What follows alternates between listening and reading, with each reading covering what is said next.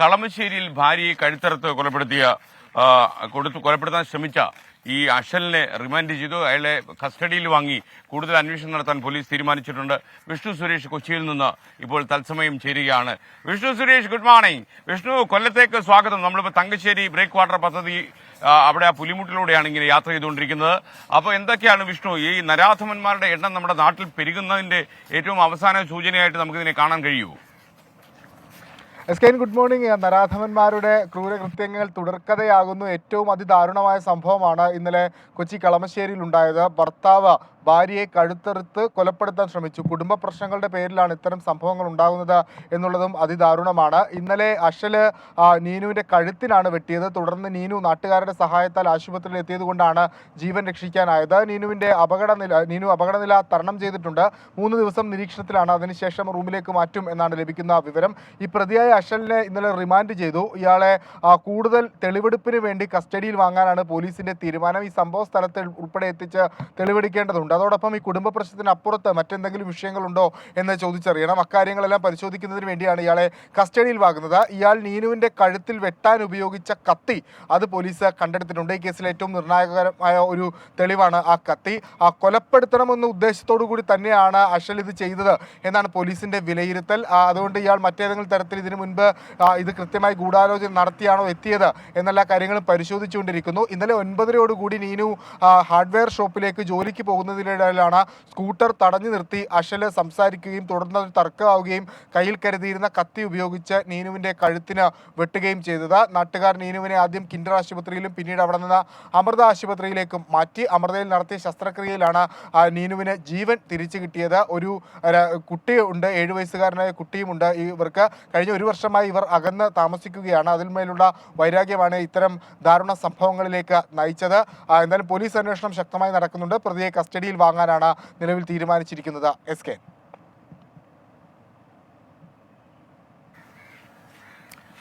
Okay, thank you Vishnu Suresh. ഈ കുമാർ എന്നൊരു സുഹൃത്ത്, good morning S K. Good morning Kumar. 24-ന്റെ ലൈവ് നമ്മുടെ കൊല്ലത്തെത്തിയ സ്ഥിതിക്ക് ഈ പുരുഷന്മാർ പെൺവേഷം കെട്ടുന്ന ഒരു സ്ഥലമുണ്ട് ചവറ കൊറ്റംകുളക്കരയിൽ. അവിടുത്തെ ക്ഷേത്രോത്സവം നടക്കുന്ന ആ ചവറയിലേക്ക് കൂടി വരണം എന്ന് പറയുന്നു.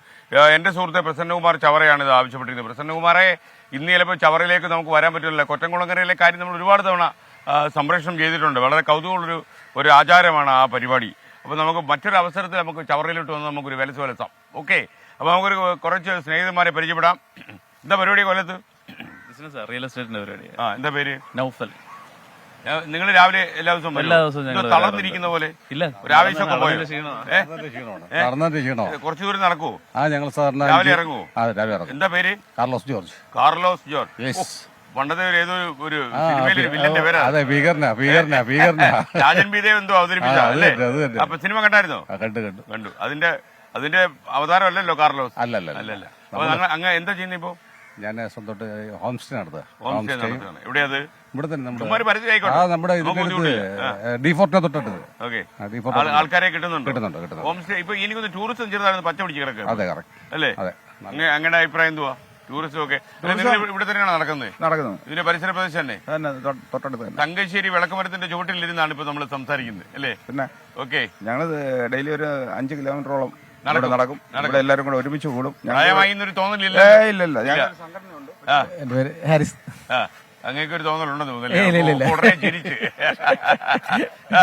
രാവിലെ നടപ്പൊക്കെ നടക്കുന്നുണ്ടല്ലോ. അത് ദുർനടപ്പായി മാറുന്നില്ലല്ലോ. നാട്ടുകാരെ ബുദ്ധിമുട്ടില്ല. അഡ്വക്കേറ്റ് ആണ്. ഞങ്ങളുടെ നടത്തക്കാർ മാത്രമല്ല, ഞങ്ങളുടെ ഒരു നടത്തക്കാരുടെ അസോസിയേഷൻ ഉണ്ട്, Thangassery break water walkers association. ഞങ്ങളിവിടെ April 7 ലോകാരോഗ്യ ദിനത്തോടനുബന്ധിച്ച് ഒരു വാക്കത്തോൺ സംഘടിപ്പിച്ചിട്ടുണ്ട്. ഇവിടുന്ന് കൊല്ലം ബീച്ച് വരെയുള്ള സ്ഥലത്തേക്ക് വരണമല്ലോ. April 7 നമ്മൾ എല്ലാവർക്കും അറിയിപ്പ് തരുന്നുണ്ട്. പിന്നെന്താ, തകർക്കാനുള്ള പരിപാടിയാണ്. ഇത് നമ്മുടെ വാക്കേഴ്സിന്റെ വാക്കേഴ്സ് അസോസിയേഷൻ ചെയർമാൻ, താങ്കൾക്ക് സ്വാഗതം. അങ്ങയുടെ പേര്? പ്രദീപ്. എന്തോ ഈ അസോസിയേഷൻ ഉണ്ടാക്കാൻ കാര്യം? ഇവിടെ അസോസിയേഷൻ ഇല്ലാത്തൊരു കാര്യമില്ലല്ലോ. അസോസിയേഷൻ ഉണ്ടാക്കാനുള്ള കാര്യം എന്ന് പറയുന്നത്, ഞങ്ങൾ ഇവിടെ 4-5 പേര് നടന്നു തുടങ്ങിയത്. അപ്പോഴിവിടെ പോർട്ട് വികസനവും കാര്യങ്ങളൊക്കെ വന്നപ്പോൾ നമ്മൾ കിടക്കാനായിട്ടുള്ള ഒരു ബുദ്ധിമുട്ടുണ്ടായി. അപ്പൊ നമ്മളൊരു സംഘടന ഈ ബ്രേക്ക് വാട്ടർ പദ്ധതിയെ കുറിച്ച് അങ്ങനെ അഭിപ്രായം എന്തോ? ഇവിടെ ഇപ്പൊ ഞങ്ങള് 5 പേര് തുടങ്ങിയ ഒരു ഇപ്പൊ എത്ര പേരായി? ഇപ്പൊ ഞങ്ങൾക്ക് ഒരു 25 അല്ലേ 35 മേളിൽ ആൾക്കാരായി. അപ്പൊ നടക്കട്ടെ അത്. അപ്പൊ ഇവരോട് ചോദിക്കാം, നിങ്ങൾ അതിന്റെ ആൾക്കാരാണോ, അസോസിയേഷന്റെ ആൾക്കാരാണോ? ഓക്കേ, എന്താ പേര്? ജോയ്. ഓക്കെ, താങ്കളോ? ഓക്കെ. നടന്ന് ക്ഷീണിച്ചോ? ഇല്ല, ക്ഷീണമൊന്നുമില്ല.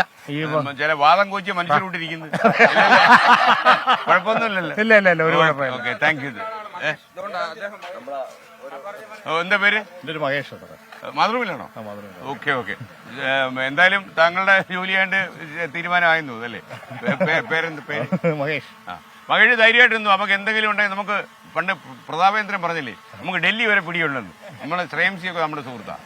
അതേപോലെ പറയാം. മാത്രമല്ല നമ്മൾ മാതൃഭൂമിയായിട്ടാണ് ഏറ്റവും നമ്മൾ ലോഹിത്ത് പോകുന്നത് കേട്ടോ. അലോഹ്യമില്ലാതെ പോകുന്നുണ്ട്. മറ്റുള്ള ചാനലുകാരൊക്കെ പലരും നമ്മളെ കട്ടാൻ വിട്ടത്തില്ല. Okay, thank U.